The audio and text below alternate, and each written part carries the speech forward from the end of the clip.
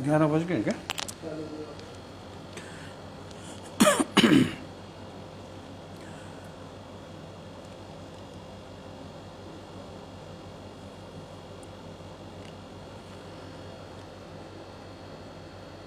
बोलो गुरु गोरक्षनाथ जी महाराज की जय।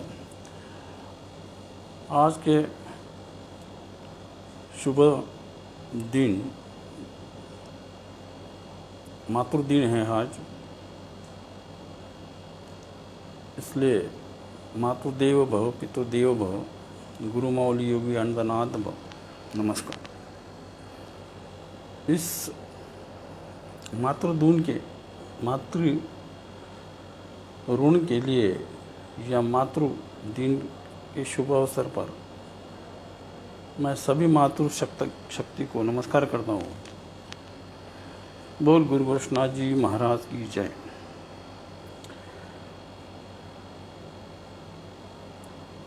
मातृशक्ति ये अखिल ब्रह्मांड में व्यापक है।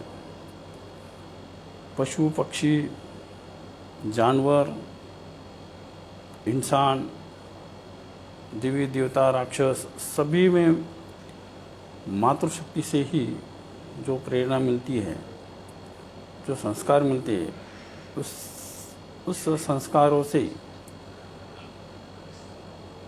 हमारा जीवन यापन हो जाता है।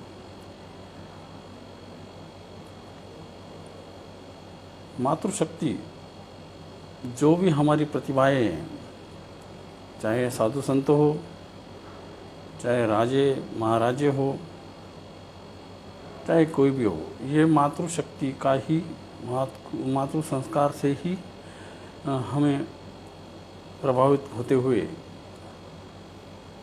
हम जगत संसार को चलाते हैं।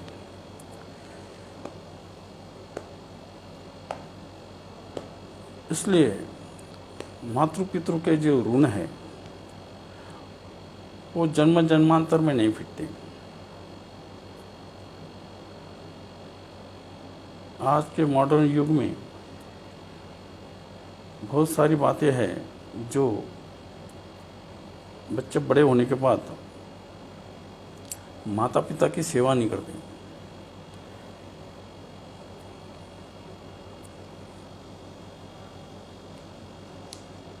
माता पिता को वो धुतकारते हैं।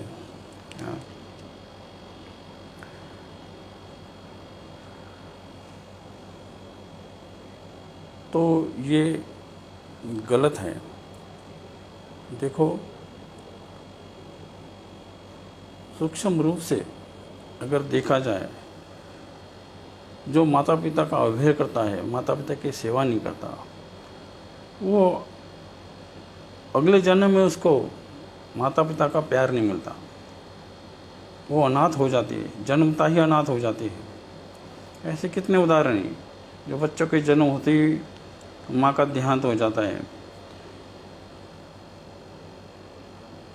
और वो फिर अनाथ आश्रम में चले जाते हैं या कोई उनको दत्तक ले लेता है। तो इस प्रकार से अगले जन्म में इसी का फल उनको मिलता है। इसलिए मातृ पितरों की सेवा करना, उनका आदर करना, उनकी पूजा करना, उनकी देखभाल करना, ये उस संतान का, उस पुत्र का, उस पुत्री का एक कर्तव्य बनता है।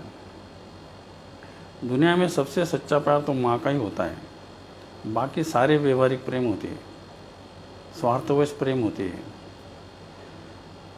यहाँ तक कि भगवान से हम प्यार करते हैं, वो भी हमारे स्वार्थ के अनुसार ही हम प्यार करते हैं। सच्चा प्यार तो माँ का ही होता है। माँ का जो अपने संतान के प्रति जो पॉजिटिविटी होती है, जो सकारात्मक प्रेम होता है, उसी से हमारे ऊपर संस्कार होते हैं। और जब हम संसार में हमारा कर्तव्य, हमारा पुरुषार्थ दिखाना शुरू करते हैं, तो यही माँ के संस्कार हमें काम आते हैं। और जैसे भगवान ये छत्रपति शिवाजी महाराज की माता जिजाऊ, उन्होंने शिव जी के ऊपर ऐसे संस्कार किए, तो उस संस्कार से उन्होंने राष्ट्र निर्माण किया, हिंदू राष्ट्र,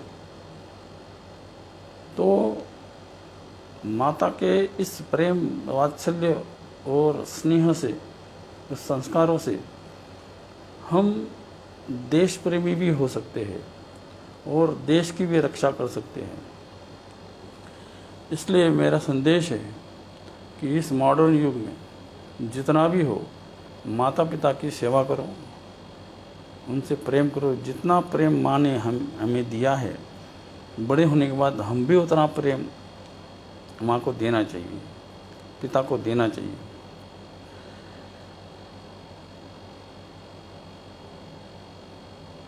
मातृदेवो भव पितृदेवो भव। अब एक सवाल ऐसा आया है कि कोरोना से अध्यात्म का संबंध क्या है, अध्यात्म से क्या उपयोग में कर्म लाता है। अब कोरोना तो क्या महामारी क्या या कोई बीमारी क्या, काफ़ी लोगों को हाई बीपी होता है, किसी को कैंसर होता है, किसी को क्या होता है।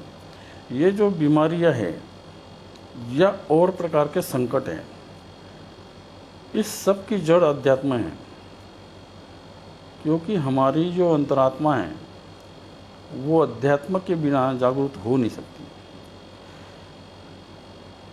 इसलिए किसी भी बीमारी के लिए हमारे आत्मशक्ति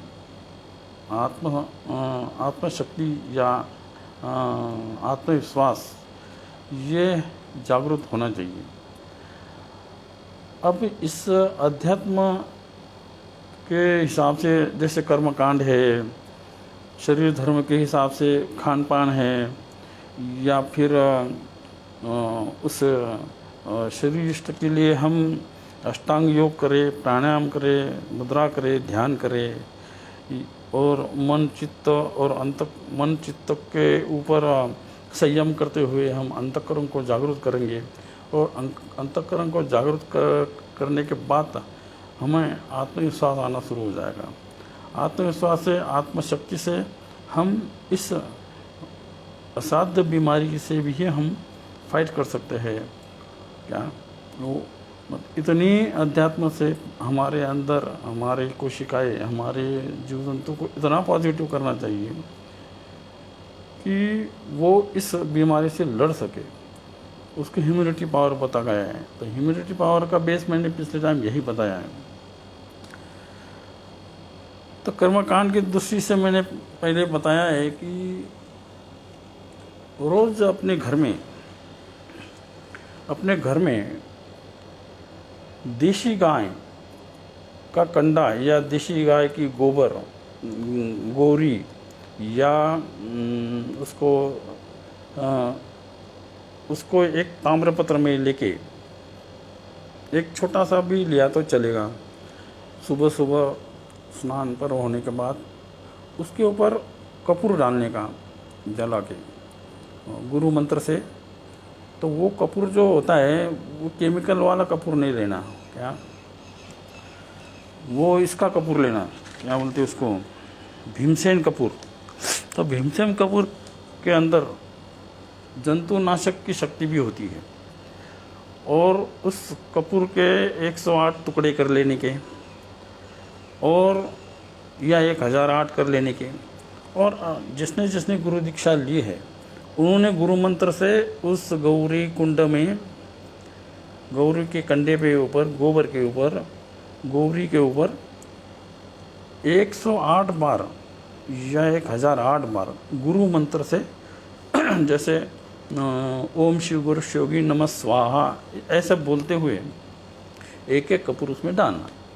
हो सकता है थोड़ा गाय का घी भी डाल सकते हैं तो प्रज्वलित होने के लिए, घी भी डाल सकते हैं और कपूर से भी हवन कर सकते हैं। ऐसा यह संक्षिप्त हवन आप अगर घर में डेली करोगे, रोज करोगे, तो घर के वातावरण में, क्योंकि ये जो बीमारी कोरोना की ये अब आजकल हवा में भी फैल गई है, तो घर के अंदर की हवा शुद्ध करने के लिए, उसके अंदर पॉजिटिव लाने के लिए ये गौ गोबर का हवन, कपूर का हवन, ये अत्यंत उपयुक्त है। इसलिए गुरु मंत्र से अगर तुम इस प्रकार का हवन करोगे तो उस घर के वातावरण में गुरु मंत्र के जो नाद शक्ति है, वो नाद शक्ति घर के अंदर प्रवेश करके निगेटिव शक्ति को बाहर कर देगी। और कपूर, जो भीमसेन कपूर है, उस कपूर के शक्ति से जो कीटाणु हैं वो नष्ट हो जाएंगे और घर का जो वातावरण है ये आध्यात्मिक दृष्टिकोण से पॉजिटिव हो जाएगा और उसका वायरस नहीं होगा। मान लो किसी घर में कोई असाध्य बात है, जो कहते हैं किसी ने कुछ किया है, या जैसे पितृदोष है, या किसी को दोष लगा दिया है, या ऐसी कुछ बात हो, तो तुम भैरव का हवन कर सकते हैं। गुरु मंत्र का हवन होने के बाद भैरव का भी हवन कर सकते हैं। तो भैरव का हवन करने से, अब भैरव का हवन, अब जैसे भैरव है, काली है, ये जो तामसी शक्तियाँ है ये भी इस वातावरण में है, इस प्रकृति में है। तो हम उस प्रकृति के शक्ति को, तामसी शक्ति को बुला के हमारे घर के अंदर जो दोष है उसको भी हम बाहर कर सकते हैं। तो इसी प्रकार गुरु मंत्र का कपूर से हवन होने के बाद तुम उसी कपूर से, उसी घी से भैरव का आवाहन करते हुए, अभी भैरव का आवाहन या उस पावरफुल शक्ति को आवाहन करने के लिए आप एक काले कपड़ा लेके उसके ऊपर साबुत काले उड़द डाल के उसके ऊपर तुम तेल का दीपक लगाओ, सरसों का तेल का दीपक, और उस दीपक को हनुमान सिंदूर लगा के भैरव का आवाहित करो। ओम भैरवाय नमः, या ओम भैरव, ओम भ्राम भ्रीम भ्रोम भैरव आवाहन करके वो हनुमान सिंदूर उस दीपक को लगाना, दीपक प्रज्वलित करना। तो उस शक्ति को आवाहन करने के लिए इस मंत्र से आप ओम भ्राम भ्रूम भैरवाय नमः या ओम भैरवाय आवाहन करके आप उस शक्ति को प्रकृति से बुला सकते हैं। और फिर वो शक्ति का हवन आप इसी प्रकार 108 या 1008 बार करोगे तो घर के अंदर जो दोष है वो भी दोष निकल जाएगा, वो भी बाहर निकल जा सकता है। तो इस प्रकार से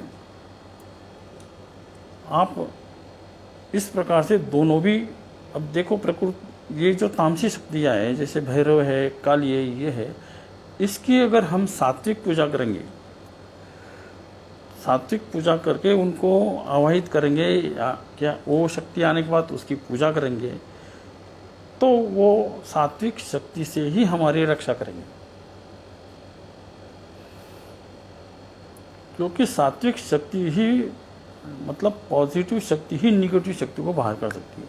तो उस शक्ति को हम अगर इस प्रकार से बुलाएंगे, उनकी पॉजिटिव हिसाब से या सात्विक हिसाब से पूजा करके उनको प्रार्थना करेंगे कि भी हमारे घर में जो दोष है उसको बाहर कर दो, तो वो अवश्य होगा।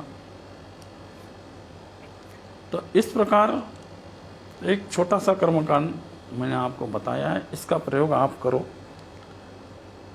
रोज करो, आपको 2-4 दिन में ही उसका पता चल जाएगा।